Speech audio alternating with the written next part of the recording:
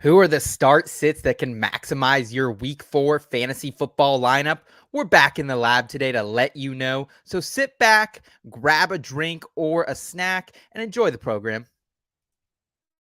Cause I've been in tune, out of touch, coming off the bench, trying to shake the funk, check your stat line, see who's up, that over under hit too clutch. And I'm trying to avoid getting carried away with the jet sweep, sleeping on a trick play, predicting all of my moves like they seen every play. And so I'm running it back, head down, get out of my way. And it's for the law with only one thing to do. I guess I'll say a prayer and put it all on the line for you. What they don't know, something they haven't seen. I find a gap on the screen and hit them right in between. Yeah, I got it, and I got it.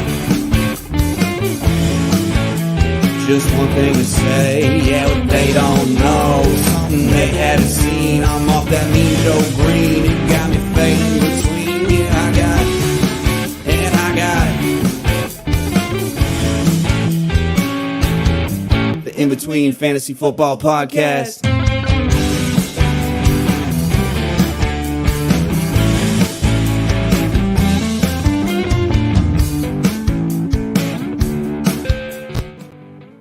All right. It is Feel Good Friday, September 29th, 2023. The In Between Fantasy Football Podcast is rocking and rolling as we head into week number 4 of the NFL season. I'm Seth Woolcock, looking forward to another glorious autumn weekend, and I am joined by a man with a tremendously big brain. He is a man who carried me through a fucking wind tunnel at one point in our friendship. He puts IBT on his back every single day. He's Eric Romoff. How we doing, Tex? What's on the agenda this weekend? Sheesh, I'm doing better now that you unlocked that core memory of me just muscling everyone through the wind tunnel at the expo. Check out the expo if you guys haven't gone before. Crazy things like that happen all the time. But I'm doing good. We're here. I mean, look, the game last night was a bit of a laugher when you look at the final score, but yeah, it was still a pretty interesting outing by Thursday Night Football standards. So definitely riding high heading into the full slate of games this weekend. Hell yeah, I am with you, Eric. I got a doozy of a weekend planned, honestly. I'm going to do some nachos on Sunday, a little homemade nacho bar, maybe a little brisket on those nachos. Tomorrow night, got some dirt racing with my father-in-law. Excited to check that out. And right now, at my estate, at the homestead, I am dealing with a fucking turkey buzzard situation from hell right now. Dead raccoon on the side of the road earlier this week.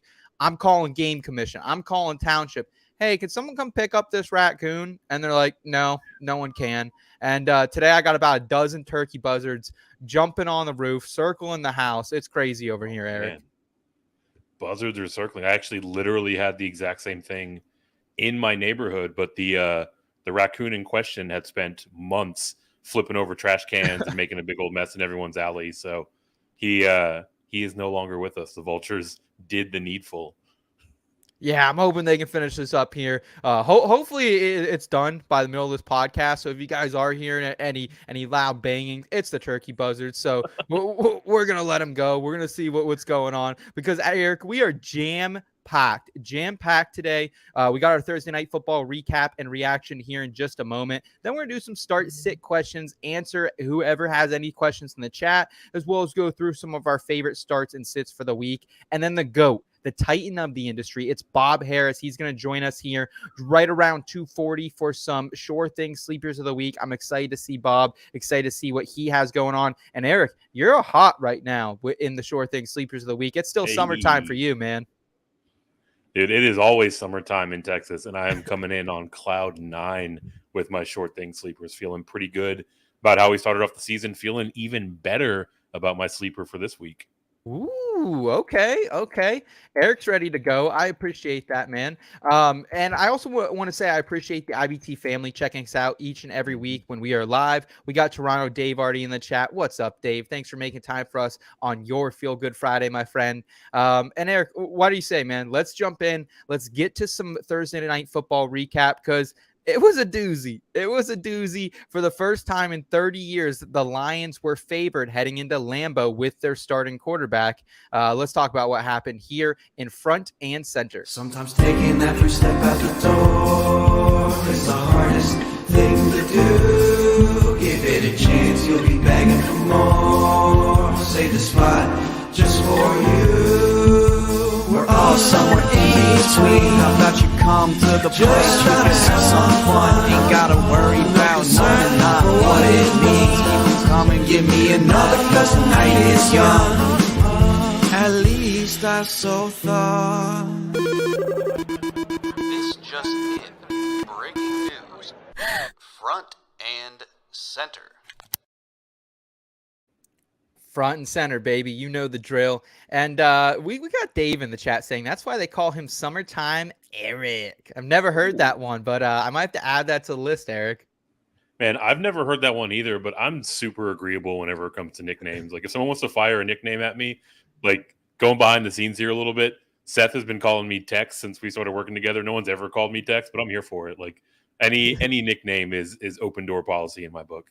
Hell yeah, we appreciate that, Tex. Let's talk about the Thursday night football game last night, Eric, because it was a bit crazy, 34-20, and it was never really that close of a game. The Lions kind of dominating the time of possession, nearly 38 minutes to 22 for the Packers, outrushed the Packers on the ground, 211 yards to 27.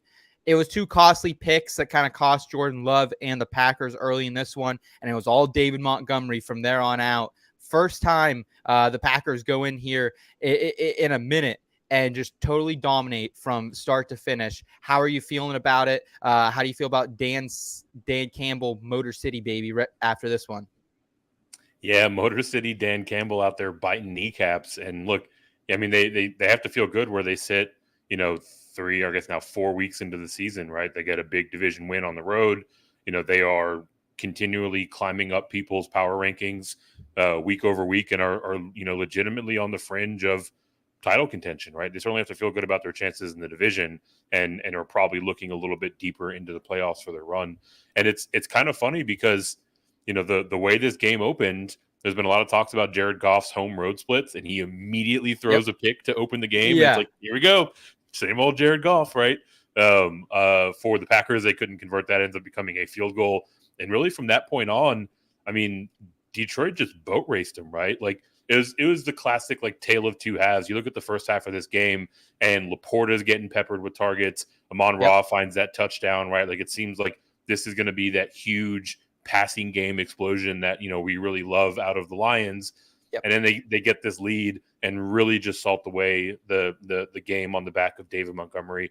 Oddly enough, though, for however ugly a game it was for the Packers and for Jordan Love finishes with more fantasy points than Jared Goff, thanks in large part to that rushing touchdown. Yep. But also firmly cemented the fact that Romeo Doubs is the lead wide receiver in this Green Bay room, right? Christian Watson was back, yet Doubs is out there getting peppered, right? 13 targets, almost breaks 100-yard, catches 9 for 95. So definitely feeling comfortable firing Doubs up as a week-over-week starter.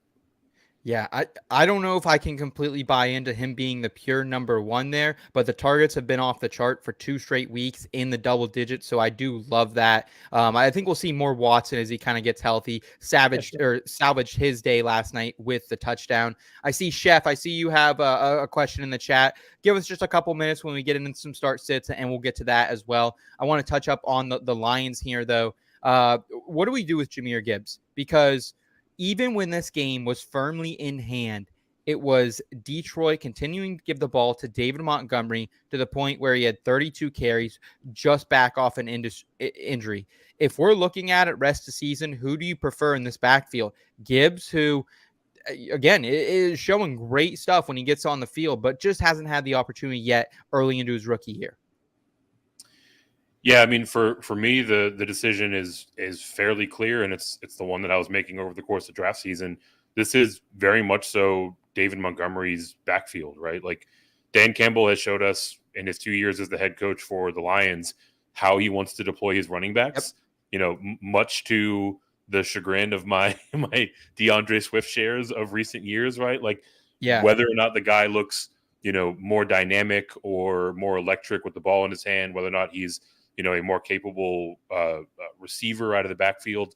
Dan Campbell likes this kind of ham and egger style running back to really lead the majority of snaps and the majority of touches out of his backfield, and then bring in the flashy guy as a change of pace, right?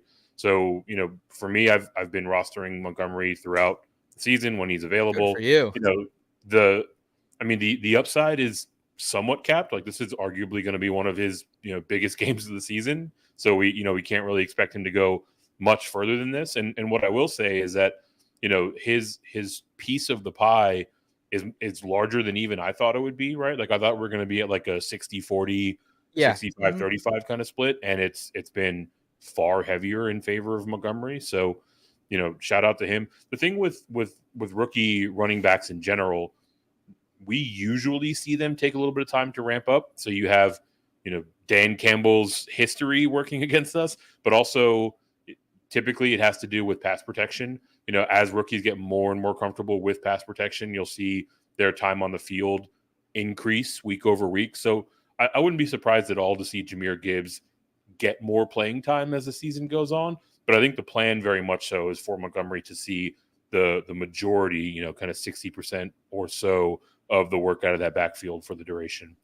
And if you have Gibbs at this point, I think it's just holding on and hoping for a big game. Yeah, maybe trying to get out eventually when the stock gets a little bit higher, but you kind of have to swallow and eat it if you got him in the 3rd or 4th round. We apologize, but I will say, Eric, like, you were very steadfast all summer long that David Montgomery could be the running back to roster here, and he's paying off in a huge way early in this one. If you played Aaron Jones, if you played A.J. Dillon, you got boned either way. A.J. Dillon continues to look terrible in this offense. Aaron Jones just didn't really get going. Not a lot of rushing attempts, 12 for the entire Packers team last night. I think that will improve. And then rest of the season for you, would it be Romeo Doubs over Watson? Because we had Scott on the Tuesday show just foaming at the mouth at how much he was excited to see Christian Watson back out there and the big play potential he brings. Yeah, and rightfully so, right? Like, he does bring that big play potential. He's a very exciting young wide receiver to watch in the NFL. But the answer for me 4 weeks in is the same answer that I had during draft season, right? Like, Romeo Doubs is the primary receiving or wide receiver option in this Green Bay system, right? Like, he's not going to have the spike weeks that Christian Watson is capable of, right? But, like, if you're talking about the guy that is going to see the lion's share of the volume in that passing game, it's very much so Romeo Doubs. It has been through 4 weeks. I expect this and I project this to continue on carrying forward, right? Like, he's just such a clean route runner. He's so reliable with his hands. Seems like he's gotten into a good rhythm with his timing with Jordan Love, right? So for a younger quarterback, that really goes a long way. And the way that Green Bay has used and presumably will continue to use Christian Watson is just more prone to boom or bust, right? Like, his ADOT is significantly further down the field than any other wide receiver in this system, right? So, like, you're going to catch those balls at a lower rate, right? You're going to get pass interference on those plays far more often than you do in the short and intermediate game, right? So, like, it's going to be more volatile. It's probably going to be more fun to roster Christian Watson and watch him go off for 120 and 2 scores, but I think the steadier course is still Romeo Doubs. Okay. All right. Well, I appreciate that Thursday Night Football recap and all the analysis you brought with that, Eric. Let's go ahead and get to everyone's questions here in our next segment, Matchup Management.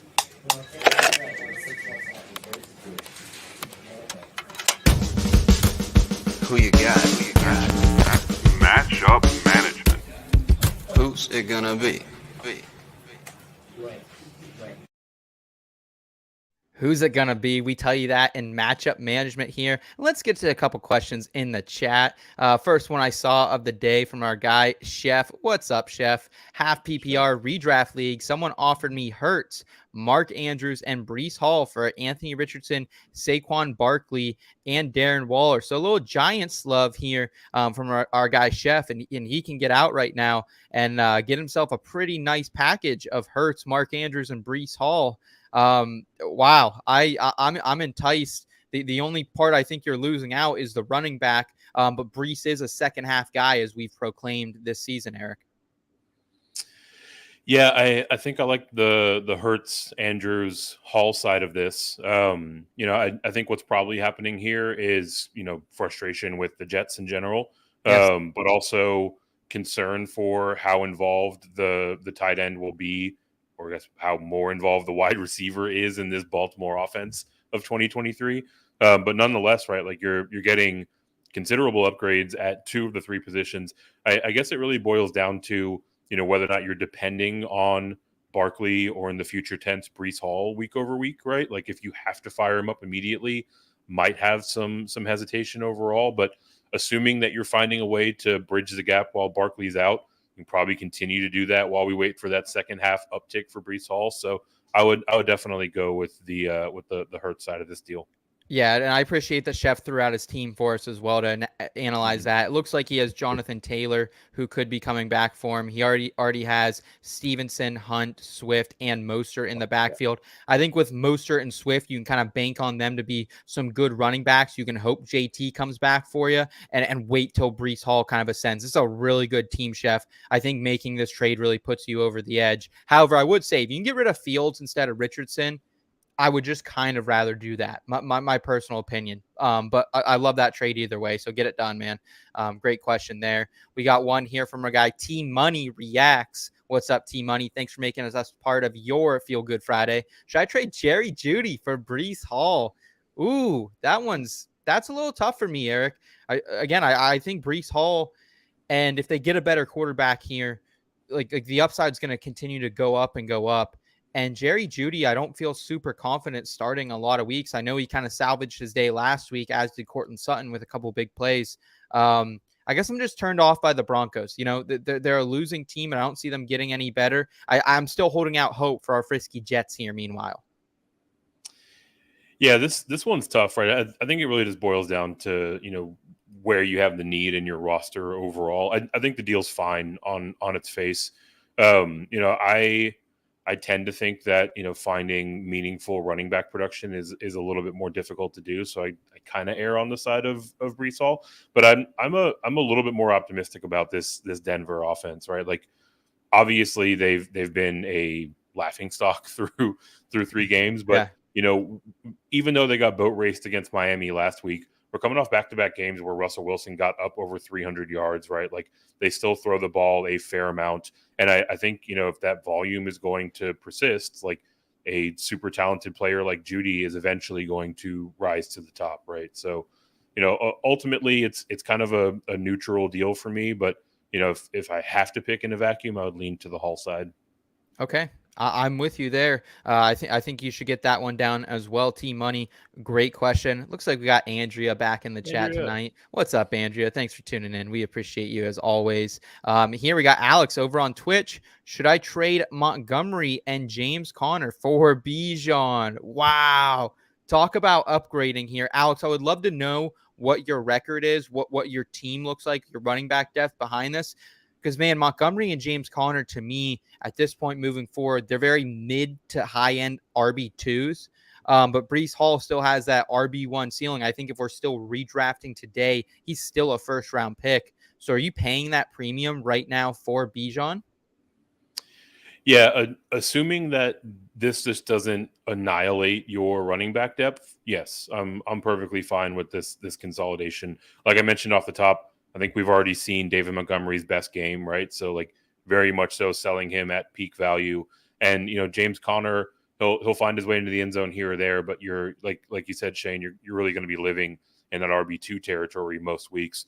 Whereas Bijan, as soon as this week, has the upside to lead all running backs on any given slate in terms of fantasy points, right? So, getting that upside is something that I'm always keen on. I just want to make sure that you're not walking the razor's edge with no depth behind Bijan Robinson if you make this deal.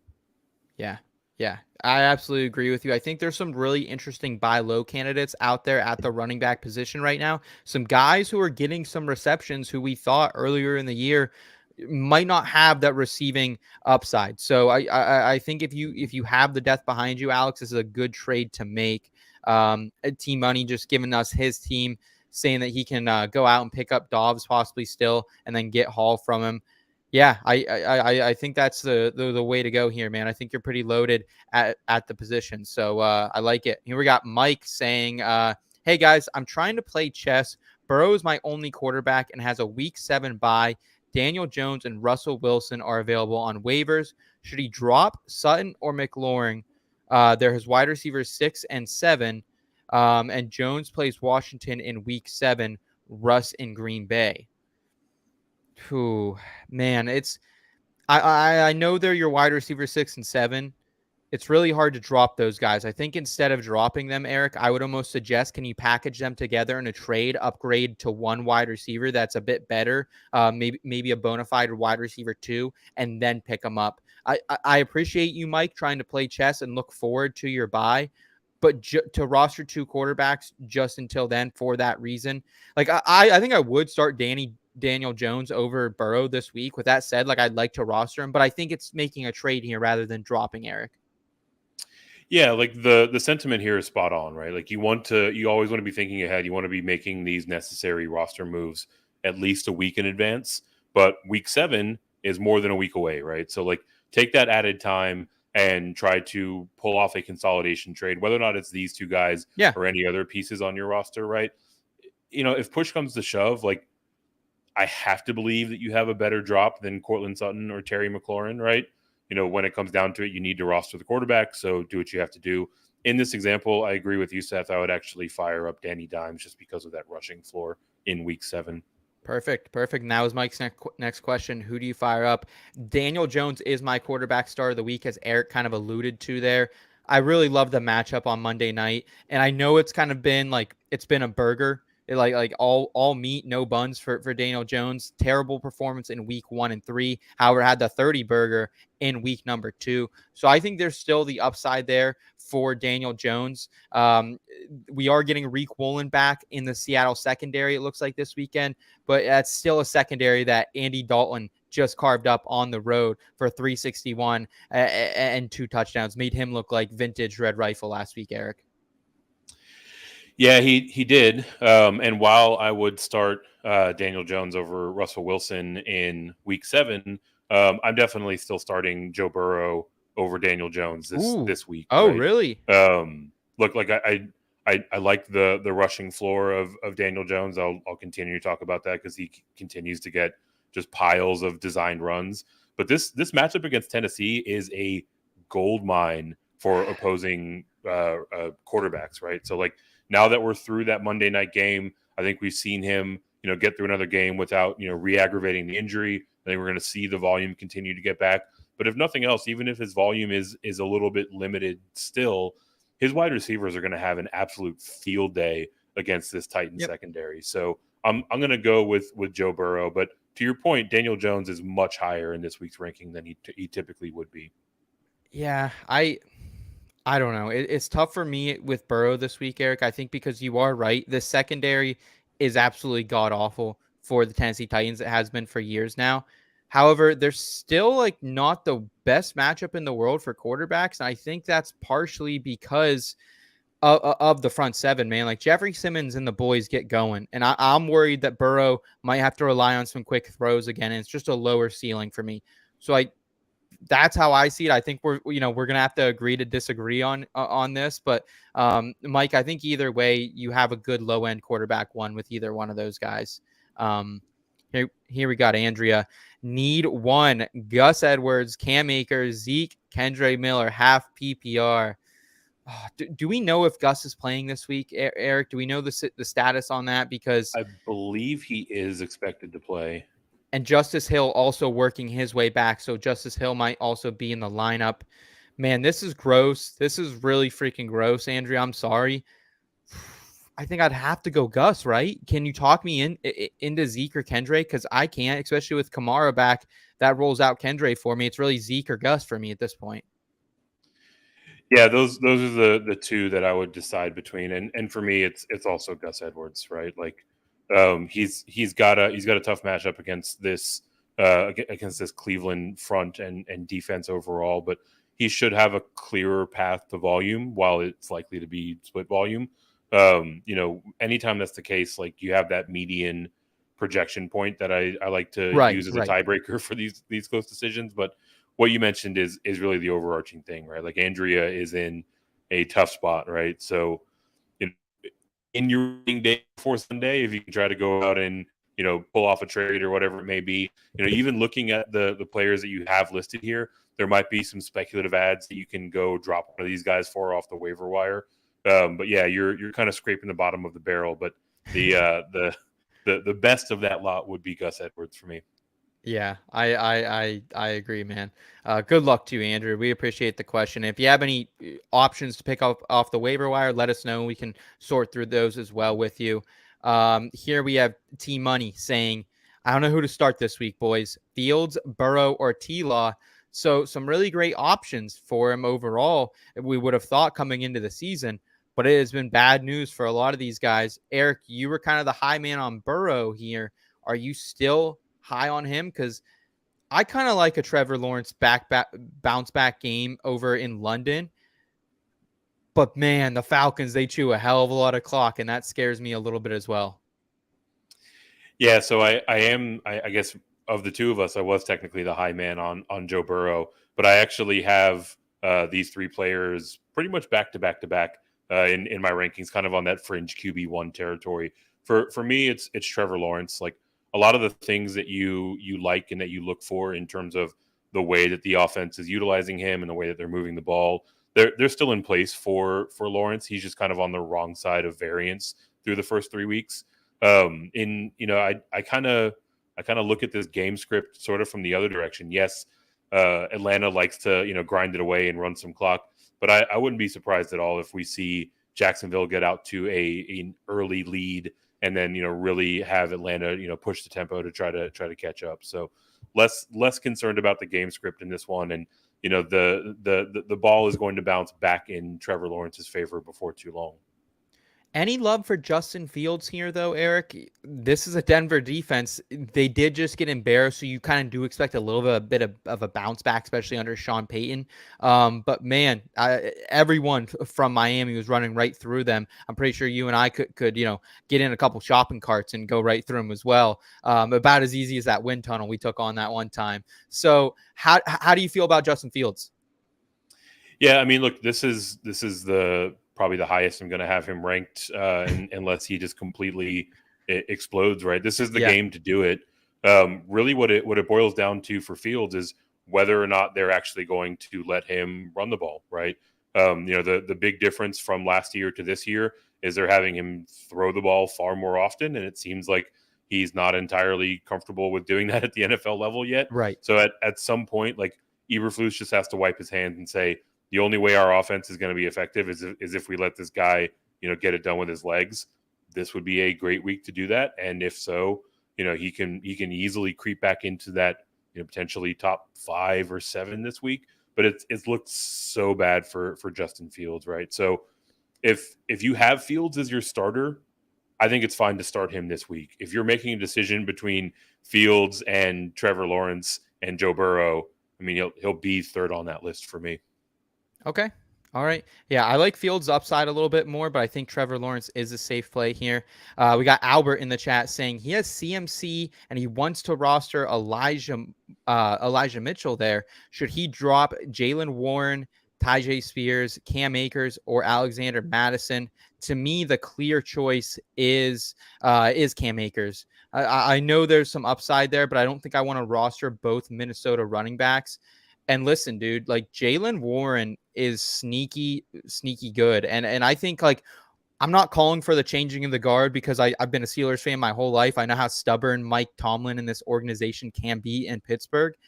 However, this is a guy right now on pace for 90 targets. I think he's going to have a really sneaky upside the rest of the way. So I'm not dropping Warren. I think Spears is playing a lot of snaps, not really getting the touches. And, Madison is who he is. I think it's Akers for me here. Eric, yourself. It is also Akers for me. It's also a relatively clear decision, right? I think, Akers was kind of getting a bone thrown his way by Kevin O'Connell, by the Vikings acquiring him. And, best case scenario, he's looking at a split backfield, whereas both Warren and Spears, their arrow is pointing up, right? Like for different reasons. But if they hold their trajectory, there's going to be a point where they're going to be pretty healthy flex starters on a weekly basis. And obviously, each of them is the clear handcuff in their respective backfield. So if anything happens in front of them in the pecking order, you now have an elite running back option. So I would let Akers go in this case.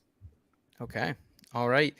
Here we got AS saying, would you trade Kamara or Swift and Godwin and Hopkins for ETN, Mostert, and Dell? So kind of unloading here, giving up a really solid RB2. Either way you look at it here, Eric, Godwin and Hopkins, but you're getting back ETN, Mostert, and Dell. I think I am doing that trade. I am doing that trade as well, but I'm curious to know from you what combination of players you're going to pair up to send off to get ETN, Mostert, and Dell. Oh man, if I have to pick right now without seeing Alvin Kamara, that is tough. I think I would send Kamara. I think I would send him just in case maybe Kendre Miller gets going late in the season. Like, we know who Kenneth Gainwell is at this point. I like Gainwell. He's a dependable player, but at the same time, he just is who he is, and I think Swift has proven that he has that explosiveness in this Eagles backfield. So I think I would rather ship off Kamara and keep Swift, which I can't believe I'm saying that. I'm actually right there with you, right? Like, let's not discount the fact that Kamara's kind of getting up there in years, right? So like that explosiveness in, what presumes to be somewhat of a split workload, if that falls off, even incrementally, it can really impact his prospectus over the season. And I am getting rid of DeAndre Hopkins everywhere I have the opportunity to. So if I can pair up Kamara and Hopkins, I'm happy to do so. I'm not super thrilled because you're very literally buying high on Mostert and Tank Dell. We've definitely seen Mostert's best game. Dell could potentially get close to that scoring output from last week. But if nothing else, like I like how you're getting a sure thing in ETN back, and Tank Dell is going to be essentially a pretty comparable player in terms of volume to DeAndre Hopkins week in and week out, and he's obviously far more explosive at this point in their respective careers. Okay. All right. And Eric, let's go ahead and get into some sure thing sleepers of the week. You guys can keep the questions coming. We'll get to those when we get with our guests here on the other side of this fun drop. It's the sure thing. Sleepers of the week.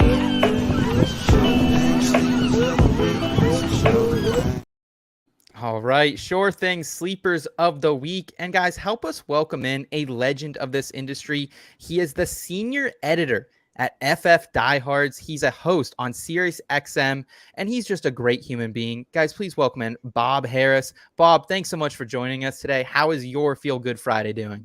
It's fantastic. How are you, Seth? How are you, Eric? Hey, we are good over here, man. I can't speak for Eric, but Bob, he looks fantastic. Yeah, Eric always looks. Eric is swaggy as hell. Is he not one of the most swaggy people out there? I love Eric's fits every single day, man. I love how this is going. Please carry on. Bob, how's the season been, man? I know you're a grinder. I appreciate your time out of your day today. How's it been? How are the fantasy streets for Mr. Harris? I will let you know after the season. Right now, I have the tiger by the tail. I'm getting drugged through the weeds, and I'm like just coming up from short breaths to say hi to Seth and Eric and whatnot, and having a good time. No, it's it's the usual thing. Way too many leagues, way too many developments. Every year feels like covering the NFL is you're like the guy who follows the elephants with a shovel, and every year they add an elephant, right? It's just like it's never ending. It's the media circus and all the associated, coverage and just trying to keep up with that. I can remember when I started doing this, as a business in the early 90s, the task was monumental, and it was finding information. Now the task is even more monumental. It's filtering the information, right? And just giving your customers the information that's worthwhile to them and sort out the wheat from the chaff. And I'm going to tell you, there's a lot of chaff. It's flying around fast and furious every single day.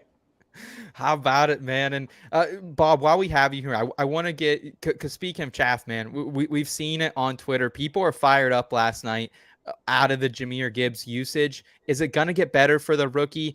Eric has been here week after week, month after month on the podcast this summer saying draft David Montgomery. Well, what if you didn't? What if you have Gibbs? What are you doing in redraft? You're holding on to him, obviously. I mean, you've probably invested enough draft capital into him that you're not going to throw him out the door. Look, things change over the course of a season. There are evolutions. I mean, you're starting to get a DeAndre Swift-like vibe. I mean, they keep showing up with these running backs that they don't seem to like, that are super talented. Maybe the hope is they trade him to a team that will use him, like Philadelphia loves DeAndre Swift, which that's a surprising development as well. No, I'm hoping for an evolution. It's not like totally surprising that a rookie would be brought along slowly. Don't panic, people. Still running plenty of routes. I mean, it's not the high-end production you want right now. Yeah. We may be having an entirely different conversation in the end of October or in November or in December when your games are counting the most. Hopefully you can cobble something together that will carry you through in the meantime, like maybe trade for David Montgomery. Eric, how about it, man? Bob over here setting us at ease amidst all the panic that's been happening in the last 24 hours.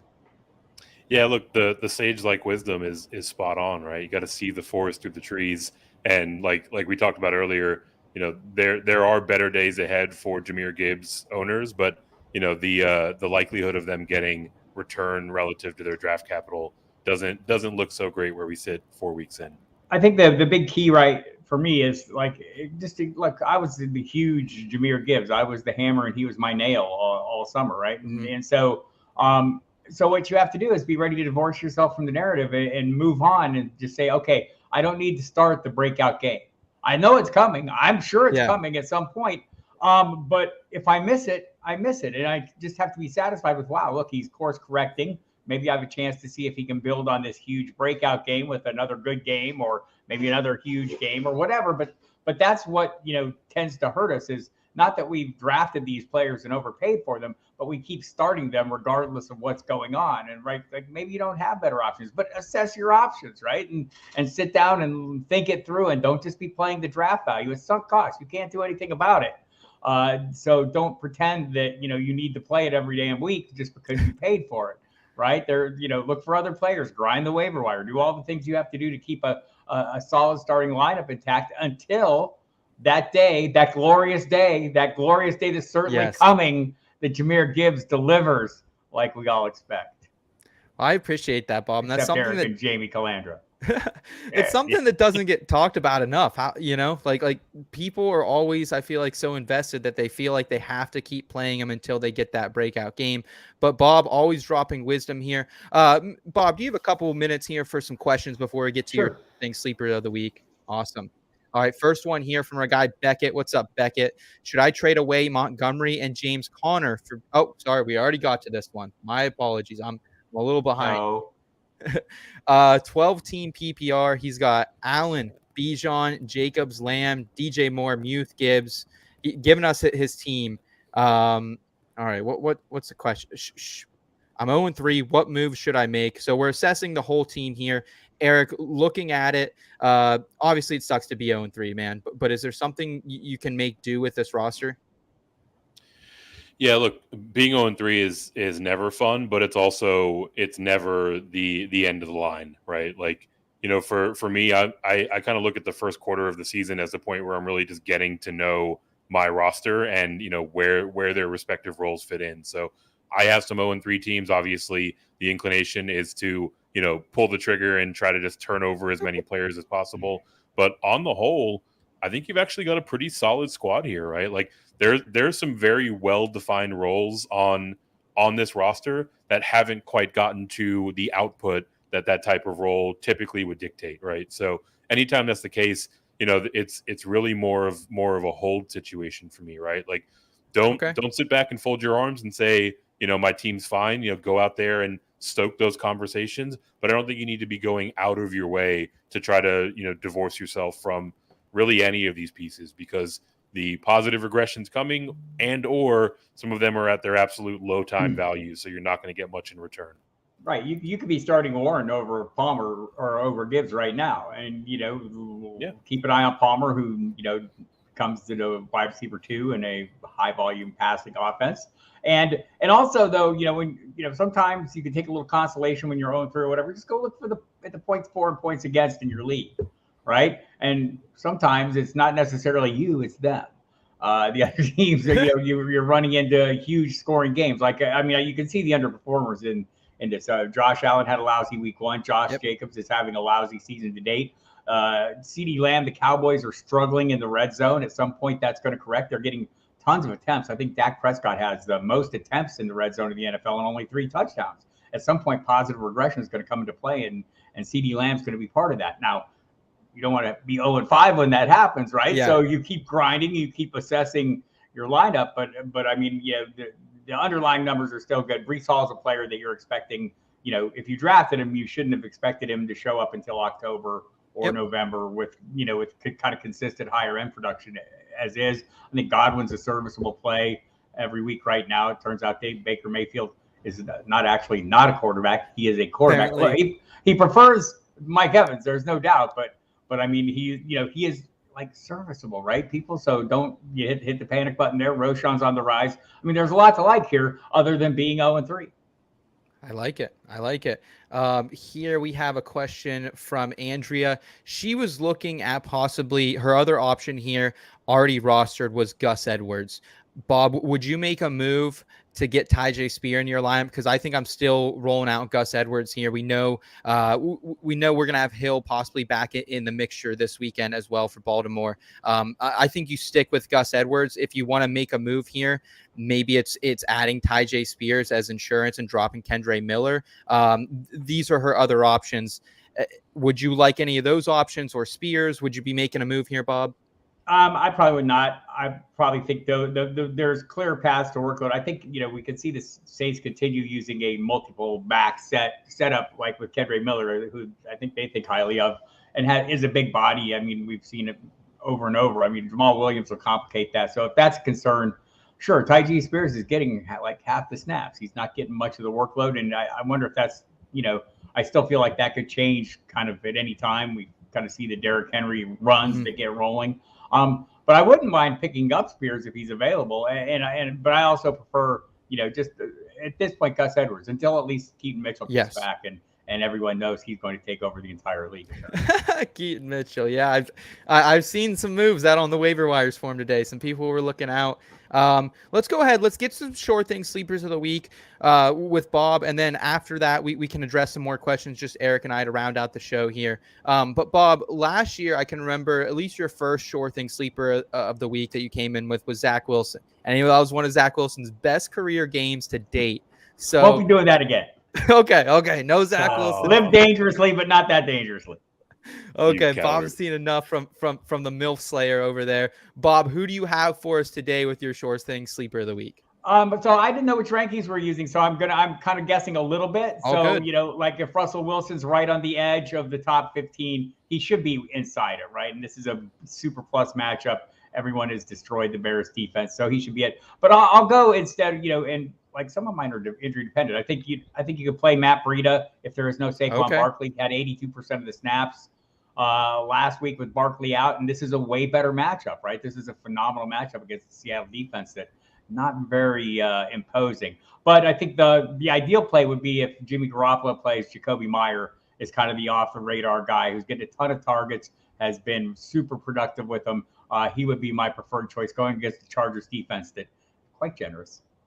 Quite generous is an understatement of the year, especially when you have a defensive head coach over there. Your thoughts on Myers this week, Eric? Because I mean, I know even if Jimmy G's out, I'm tempted to pull the trigger on him if it's Brian Hoyer. If it's Aiden O'Connell, I don't think I can get behind it. But Brian Hoyer is a very solid NFL quarterback, and I think Jakobi Meyers could be his best friend. Yeah, he very much so could be, right? And if nothing else, Jakobi Meyers is going to have one of his best matchups on the year facing off against Michael Davis this coming weekend. Davis is allowing 76% of the targets thrown into his coverage to be caught. He's allowing 2 yards per route covered, which is insane. Like he's already covered 111 routes on the season, right? So like he's just hemorrhaging yardage, right? Like even if the quarterback play is degraded to an extent, the majority of the passes that are thrown Jakobi Meyers' way, he has a high likelihood of hauling in, and he can definitely do some stuff targets in after his the 2 catch. games. Double-digit targets Yeah, in his exactly. 2 Like games. It's him and he's Devontae a big Adams part of are this in. role. Yeah, him and Devontae Adams are in. By the way, kudos to Jimmy Garoppolo for realizing that Devontae Adams will catch anything you throw in his vicinity and not caring if he's covered or whatever. Just Suck it up. do it. I like it. I like the play there. Eric, I'm going to go to you, man. Who is your sure thing sleeper of the week? It can't be Jakobi Meyers. Bob already called him. So anyone else in the NFL is up for grabs for you. Jakobi Meyers was on my short list, but we'll defer to our guest and let him have the fantastic call. I'll go to another pass catcher. I'm going to fire up DJ Chark this week. His ceiling is a little bit capped, right? Especially if we see Bryce Young make a return. But if nothing else, we're looking at a guy that is going to be on the field for a good number of snaps. And the thing that I've been doing pretty much all year long is attacking a Caleb Evans, the outside cornerback for the Minnesota Vikings. Yes. He is absolutely hemorrhaging yardage every single week. He's allowing a ton of his passes into his coverage to be hauled in. And just about every time you think that he's been embarrassed as much as he can be embarrassed, letting someone blow past him or forgetting his coverage and allowing Devonta Smith to get a touchdown, he does something more embarrassing. Like last week, dropping a surefire touchdown. If you were to intercept it, letting it bounce off of his hands and into Josh Palmer's for a touchdown for the Chargers, right? So Caleb Evans is one of my favorite cornerbacks to target throughout the year. And this week, DJ Chark is going to run more routes in his coverage than any other Panther.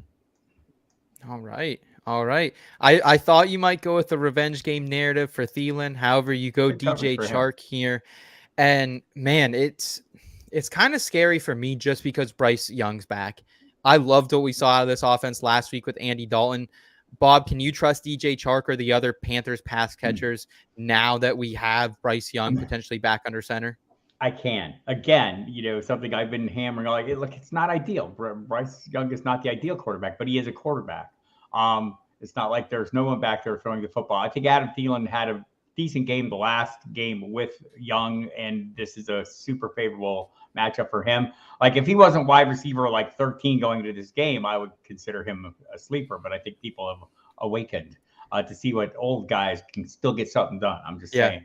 But I'm kind of with Eric on this one. I think I'm comfortable, with the matchup, and I'm hoping Vikings not getting after the passer very much. That's going to be a big, that's a big part of this. So hopefully he can cobble something together. Again, all year I've been hammering this point is less than ideal quarterback situations are just that, less than ideal, right? They're not like the quarterback is absent. He's still going to be there.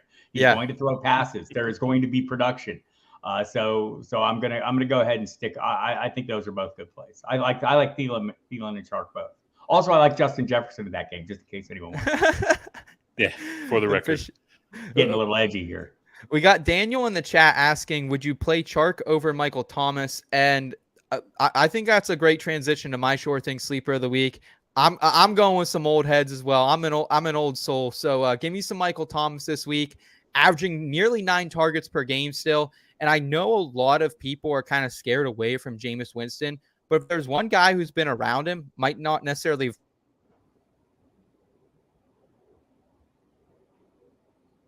think we lost Seth.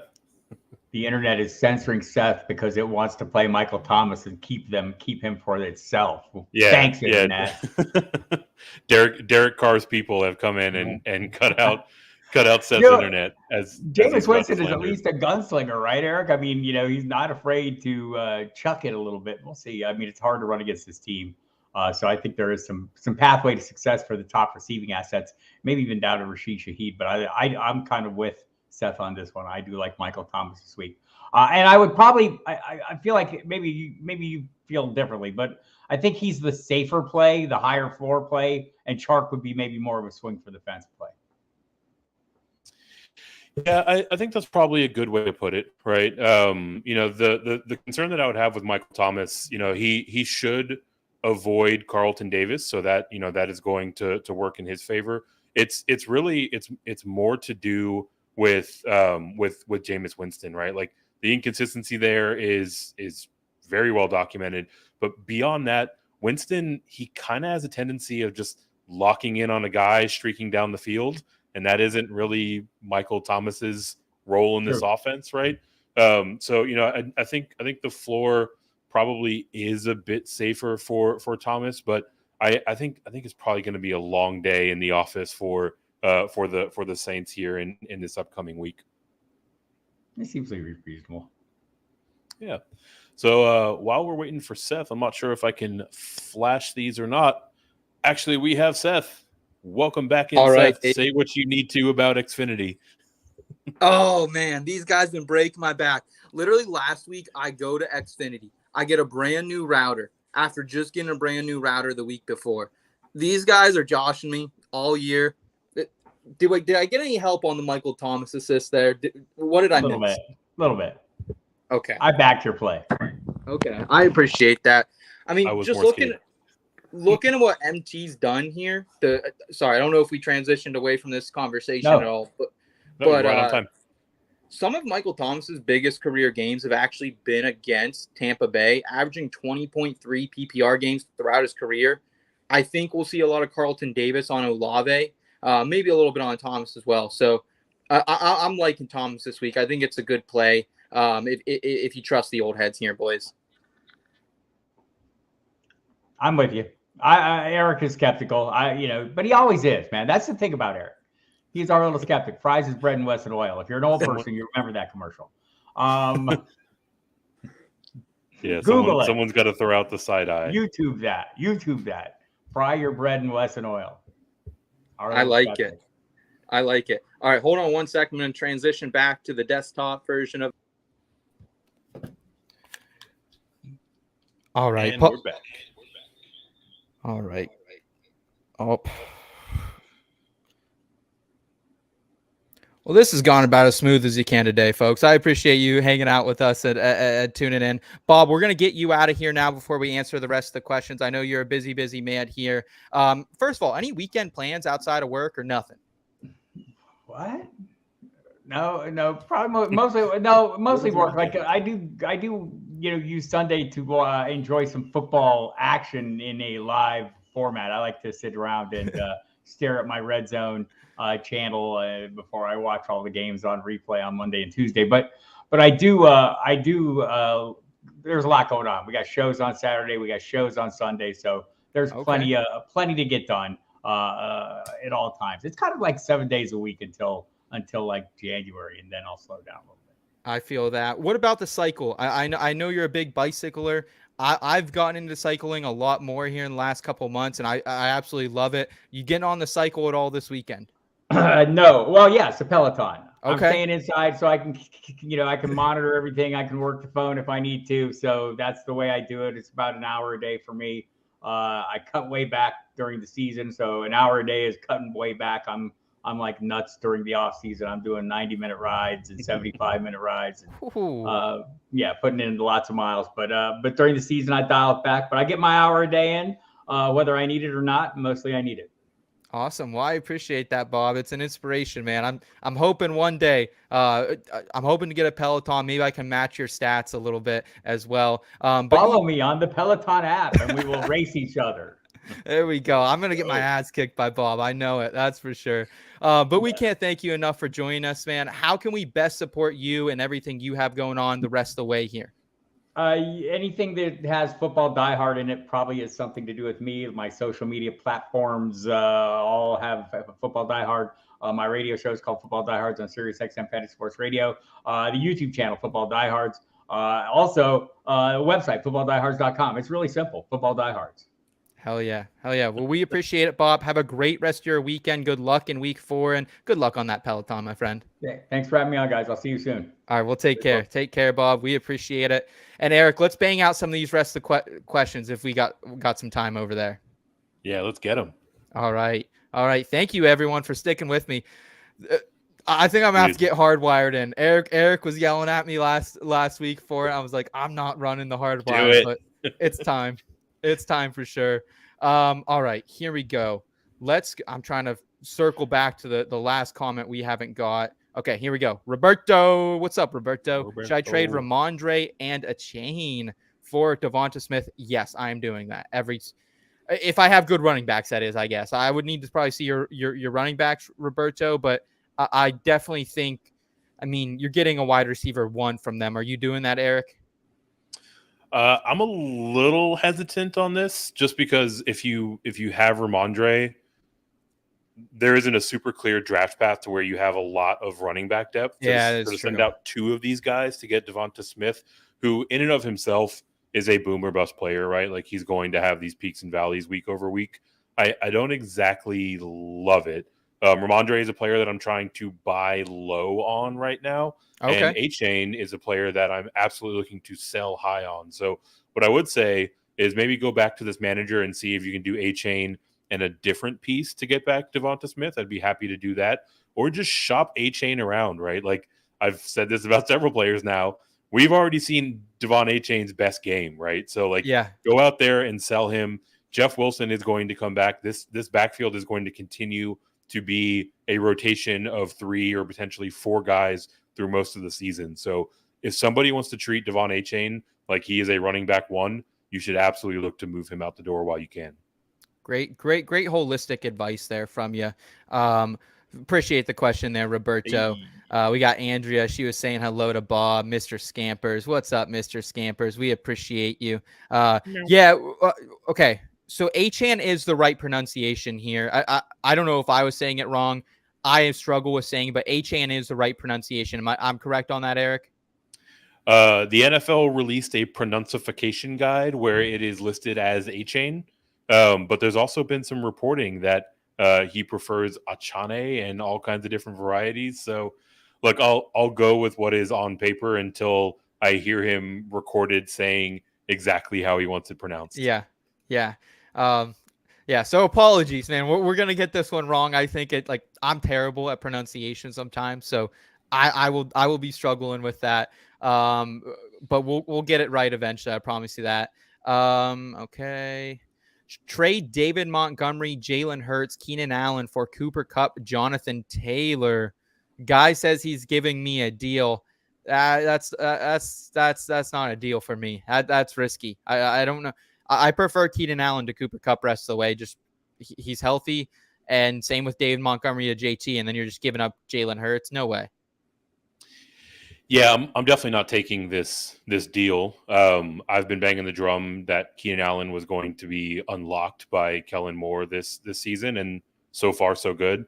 On that note, we actually saw there was reporting live during the show that Sean McVay said Cooper Kupp is going to practice today, which activates their 21-day window. So a bit of good news. I was kind of worried that his nerves might be involved in this hamstring injury that was kind of slipped through the media. Yes. So, if nothing else, cause for optimism that Cooper Kupp should be able or on the trajectory to return as soon as possible. But nonetheless, I mean, it is still an open question as to when we'll see Jonathan Taylor and to what extent we'll see him. And you're kind of taking, somewhat neutral moves and then kind of giving away Jalen Hurts, right? So would definitely stand pat and hold on to Montgomery, Hurts, and Keenan Allen in this one. Hell yeah. Okay. We got Mike 32, not 33, not 31, but Mike 32. 2-quarterback league. Got offered Justin Fields and Breece Hall for CJ Stroud. He still has Justin Herbert and Joe Burrow. Only has Stroud as that insurance C policy here. I think I would accept this because you are buying low on Justin Fields here, I think, right now, and you're also getting Breece Hall in it, Eric. Yeah, I'm doing this as well. You're not starting CJ Stroud over Herbert any given week. You're very likely not doing that for Burrow as well. How you have Herbert and Burrow is a curiosity that is maybe a question for another day. But yeah, look, you're getting a player in Justin Fields that started off statistically actually worse last year than he has this year and still finished as the QB5 in terms of points per game. And then we've obviously well documented our like for a late season breakout for Breece Hall. So I would definitely pull the trigger on this one. All right, and I wanted to go back. I think we accidentally skipped over AS's. We got to this one earlier, then I think it was a different trade. Kamara, Najee, Godwin, Hopkins for ETN, Mostert, and Dell. I still think you're getting the best player in ETN with this, but maybe he's buying a little bit high on Mostert, I guess. It's a lot of value. It's a lot of value trading hands there. How do you feel about it, Eric? Yeah, I feel less good about this with it being all 4, obviously, instead of 2 for 3. Yeah. Look, like it's hard to find starting running back depth in general. I think you're letting a lot of that out the door with Kamara and with Najee. I don't want to move on from Godwin. Obviously, I don't care about Hopkins. All told, I'd probably still pull the trigger on this one. I want to get ETN. Yeah. Mostert, like, he's going to come back to earth a little bit, but I think you're going to get similar volume out of Dell with better upside relative to Hopkins. It's a lot, right? So, like, I would much rather do 2 or 3 smaller deals than one big deal. So that would be my advice. Like, go shop that around a little bit. But if this is the best you can do for that grouping of players, I think it's fine to click the button. Yeah, I'm with you. And if any last advice here, AS, I would just say, like, if you can still get ETN somehow, and maybe, like, I don't care about Mostert and Dell as much. Like, ETN's the prize possession here. So if you can cut back what you're giving and maybe just find a trade to get ETN, that's where I would maybe be considering it. Yeah. Sorry, we skipped you there as well, man. A lot of questions coming in at once here. Okay. Should we drop Jahan Dotson for Wan'Dale Robinson? No, I can't do it. I can't do it. I know it's been bad for Jahan, but you have to stay patient, man. Like, I like Wan'Dale Robinson, and I think it was Scott or you on a recent podcast who called out a big week coming in week 4 here from Wan'Dale, and I could see that he is a PPR monster, but I'm not giving up Jahan Dotson for this, man. I can't do it. Yeah, I'm not either, right? I think that this passing offense is higher volume for Washington 1, but Jahan Dotson's role is far safer in this offense, right? Like, he's played 95% of snaps through 3 weeks of the season. Obviously, Wan'Dale Robinson only played his first game last week, so we'll see how he fits into that pecking order in the weeks to come.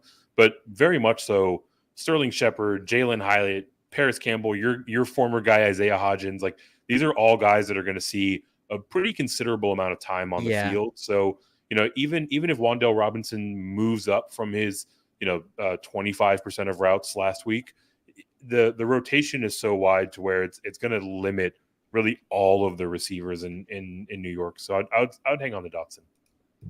Andrea asking if Austin Eckler is playing this week. As far as we know right now, Andrea, we have Austin Eckler. He was limited in practice yesterday. Possibility he's playing on Sunday. There are some reports going out that he might have a little bit of ways to go yet. So can't give you a clear answer on that right now. Just stick with us. Stay up to date this weekend if you can. Okay. Drop one. Roschon Johnson, Romeo Doubs, D-Hop, Jahan Dotson. It's Roschon for me. I do like him down the stretch. I know you might say D-Hop, but I'm not dropping a guy who could see double-digit targets in any given week.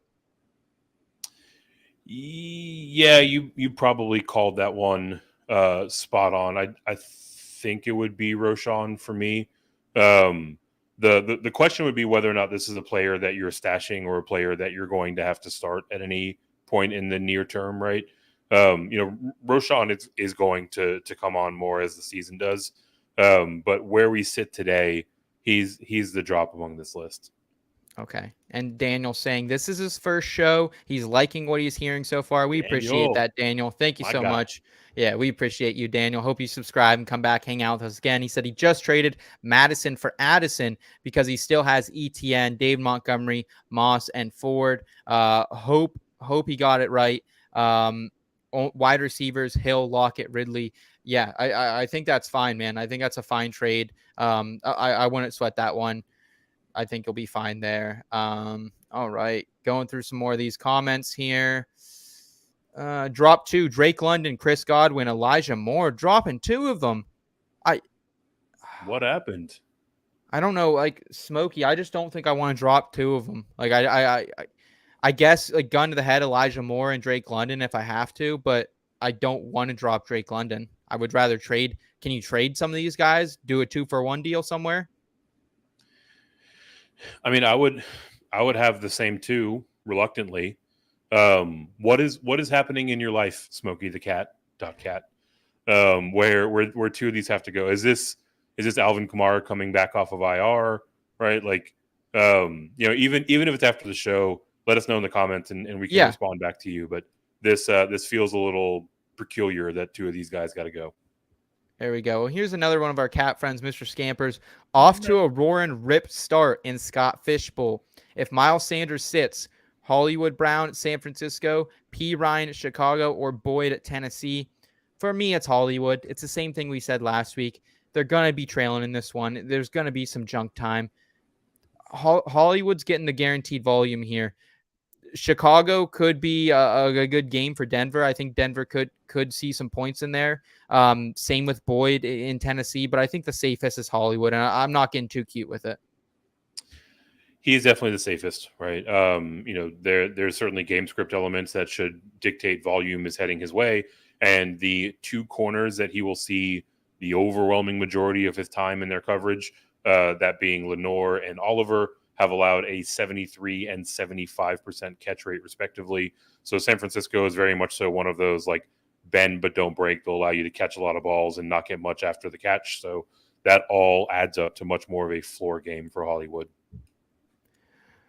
Who would you start at RB2 and flex in a regular PPR league? Alvin Kamara, James Cook, Jaylen Warren, Brandon Ayuk, and Josh Palmer. RB2, lock in James Cook, no doubt about it. He's been getting the volume there. Flex, you got to have Brandon Ayuk in your lineup too. I think case closed on that one, Eric. I'm a little bit closer between Ayuk and Kamara, but I've still got Ayuk ahead. Okay. Great question, though. Great question. That really nice team you're putting together there, man. 2 QB league, Daniel Jones or Russell Wilson. We talked about these guys kind of earlier in the show, so you might want to jump back, Daniel, to when we talked about them. But I like both these guys. I think they're both low-end quarterback ones. I prefer Daniel Jones just because I think it's a little safer with the rushing floor, but it's a great matchup for Denver, and they should bounce back as well. I think you probably prefer Wilson here, Eric. No, just because I said I would start I'd start Joe Burrow over Daniel Jones doesn't mean I have him ranked like QB 25 or anything, right? I've got Burrow at 10, I've got Daniel Jones at 12, I've got Russell Wilson at 14. So I'd be going Daniel Jones in this example. All right, gutting lineup question here. Would you do Garrett Wilson, Romeo Doubs, Elijah Moore, and Javonte for Chris Olave and Zay Flowers? God, that's a freaking tester. I just don't. I mean, you're giving away so much. You're giving away 4 like startable pieces. Are you 3-0? Are you 2-1? Are you in a good position? I think that's the question here. Yeah, that's tough. That's tough, Eric. Yeah, I think the thing about it is there's a world where apart from Garrett Wilson, Dobbs, Moore, Javonte Williams were potentially drafted as bench pieces. So if you're taking a conglomeration of bench pieces and getting guys that I'm comfortable starting every week in Chris Olave and Zay Flowers, I'm happy to do it. Maybe there's like a keeper or a dynasty element to this because you're getting, well, I guess all these guys are relatively young. Elijah Moore is like the oldest of them. Yeah. But you're getting 2 of my favorite young wide receivers in Chris Olave and Zay Flowers. So yeah, assuming it doesn't kill your roster overall, I'd probably be inclined to do this one. Okay. Tequila saying, what running back should he target for Madison and Puka in a half PPR league? All right. So these are always, I guess, kind of tough being put on the spot, looking what you can upgrade. But right now, Puka still has a lot of value, I think. And I think until Cooper Kupp comes back, now that he's activated, maybe it goes down a little bit, Eric. So I think dropping by the day, my guy. God. The window's getting smaller. The window is getting smaller for sure. But I think, and even Madison, again, another window is kind of getting a little bit smaller. But I think you push those two together. If you have someone who needs a couple pieces, I mean, I think you could go after an Aaron Jones, a Saquon with that type of package, maybe a Ken Walker. That's kind of like that tier I see a little bit. Maybe Saquon's a little ambitious, but I think Aaron Jones, Ken Walker, someone in there. I actually think Ken Walker might be one of the more ambitious of this lot. Oh yeah, Just given that he's coming off of some pretty high games. I do think Charbonnet is on his way, right? So like that could change here in short order. I don't know if you're being too ambitious with Saquon Barkley, because I think a lot of his managers are very frustrated. Just every time that it seems like he gets going, he gets hurt again. Honestly, the player that I think you might be able to go after here is someone I talked about earlier that I'm buying low on, Ramondre Stevenson. There's a lot of talk about Ezekiel Elliott's role in this offense. And despite Ezekiel Elliott having a larger role, at least than I projected, Ramondre Stevenson is still on pace to get more rush attempts this year than he got last year. He's still on pace to get more receptions this year than he got last year. And Ramondre Stevenson was never like a super touchdown dependent guy in terms of projections, right? He had 6 touchdowns last year and he finished his RB10. So, he's really much more of that high volume, steady Eddie kind of guy. He's sitting at running back 20 right now. So nobody's going to feel great about how he started the season. But if he continues to stack up this volume, I mean, he could easily finish in the back end of that RB1 class. And you could definitely pry him off of a roster right now.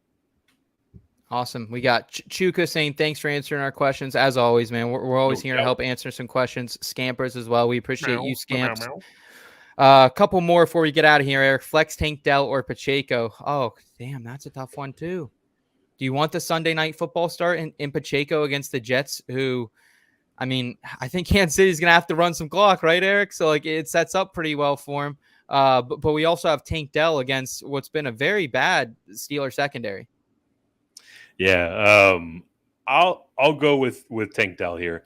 I was following this exact same narrative and game script last week when I was way overweight on Isaiah Pacheco and DFS, and like not 90%, a disproportionate and unfortunate amount of his workload went to Jerick McKinnon while they were salting that game away. Right, and CH, yeah, CEH was in the mix as well when it was into laughing time, right? So, a positive game script doesn't impact the Kansas City backfield in the same way that it would for, more of a bell cow type of back. So I'll go with Tank Dell here. You should see plenty of volume. Mike, who should I start? Standard scoring. Start a wide receiver 3, Christian Kirk, Flowers, Dell, Sutton, all ranked very close. Ooh, I don't do a lot of standard scoring anymore. This takes me back. I like it. Oh, damn. Oh my God, wow. You're saying damn left and right. Damn, that one's tough. Give me Christian Kirk in London. No Zay Jones. I just think it's a safe play. It's a really low ADOT for Zay Flowers. I can't trust that in a non-PPR league. Same with Tank Dell. I guess Tank Dell's ADOT is pretty decent, but yeah, I think I'm going there. I'm going the same way, and it's kind of counterintuitive because Christian Kirk is a bit more of a PPR play by nature. Yes, but yeah. This circumstance sets up really well for him. Part of the reason why I was touting a ceiling game for Amon-Ra St. Brown last week is with AJ Terrell looking like the 2021 version of himself for Atlanta, and Jeff Okudah finally returning. Yep. Now this secondary drives a ton of pass volume into the intermediate and over the middle part of the field, and that's very much so where Christian Kirk will operate this week. Kirk, baby. Ridley or Kamara flex? Another standard question from Nick. Oh, that's tough and standard. That changes some things. Kamara. I like you said, AJ Terrell, he's going to be out there, man. I don't want to play those games. Calvin Ridley needs to get back to himself a little bit. Last question. Remember when Ridley was like the best wide receiver in the world after the first week of the year? This is crazy. How things less than a month ago. How things change. Last question of the day here from Scampers. PPR favorite. 1 might need 2. Mingo versus Minnesota. You love Jonathan Mingo, I know. Joshua Downs versus the Rams. Elijah Mitchell versus Arizona. Or Breida versus Seattle Monday. Oh, damn. I think if no Saquon, I would definitely go Breida. Yeah. Pretty clearly, if Saquon's not there, I would go Breida of this lot. Mingo would be my second choice. If he plays, yeah. If he plays, Yep. which is looking, it's a weird spot because he's coming back from concussion. Usually, the way you see players clear the protocol is they'll go DNP limited full in terms of their progressions from Wednesday, Thursday to Friday. This week he went limited. So I have no idea what that means for his likelihood to clear the protocol. Him being out there is a good thing. They said he took the red no contact jersey off, so maybe it was like a pseudo full practice. But if Mingo's out there, he's going to see a ton of a Caleb Evans as well, and he's actually got much more of a side speed advantage over a Caleb Evans than even DJ Chark does, right? So if he's out there, I'm comfortable firing him up in this matchup against Minnesota. Hell yeah. Mike's saying it was a shootout in London last year. I appreciate it. Mike, I appreciate you. I appreciate Nick, Tequila Wolf, Smokey the Cat, Mr. Scampers, George, everyone in the chat today. Thank you guys so much for all the love, all the comments and questions. We hope you guys are subscribed to the channel. We're here live every Friday, 2 p.m. Eastern time, and then back on Tuesday nights as well, 9:30 p.m. Eastern time. We go through waivers, some in the scope candidates. Waivers a week early is what we call it. But we just want to help you guys between this channel and our website. So easiest way to support us is by subscribing, giving it a thumbs up, telling your friends, telling your sisters, telling your mamas about us. Eric, thanks so much for being here with us, Tex. I appreciate it. I hope you have a great weekend. And hopefully your internet doesn't go out anytime soon. Yeah, I certainly hope not. And for anyone out there that wants to get into live streaming, go get yourself an Ethernet cable, because usually this is more reliable than Wi-Fi. But Google Fiber will be playing games out here for some time, so don't want to ride you too hard. We'll write this off as the turkey buzzer, just chewing on your internet there we cable. Go. That's what happened this week. There we go. Damn turkey buzzards. Well, Eric, I appreciate you, man. And we'll see you all back on Tuesday. Enjoy week number 4. Be safe, have fun, and enjoy the vibes. We'll see you next time. Keep it in between.